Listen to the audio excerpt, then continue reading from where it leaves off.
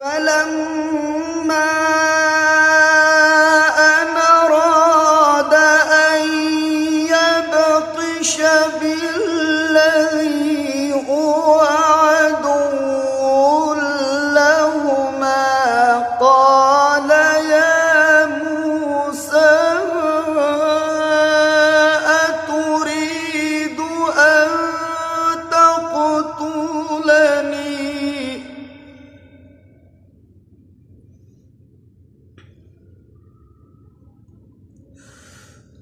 يا موسى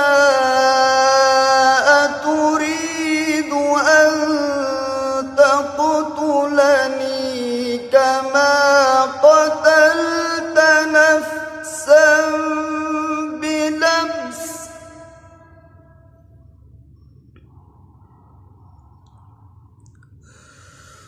إن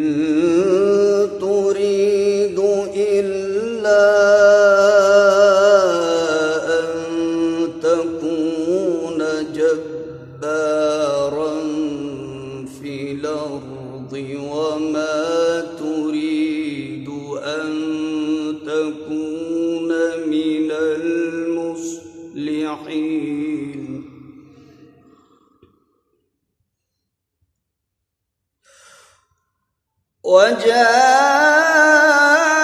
وجاء رجل من أقصى المدينة يسعى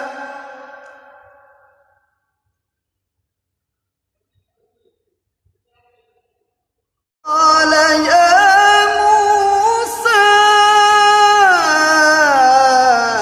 إن الملأ يأتمرون بك ليقتلوك فاخرج إني لك من الناصحين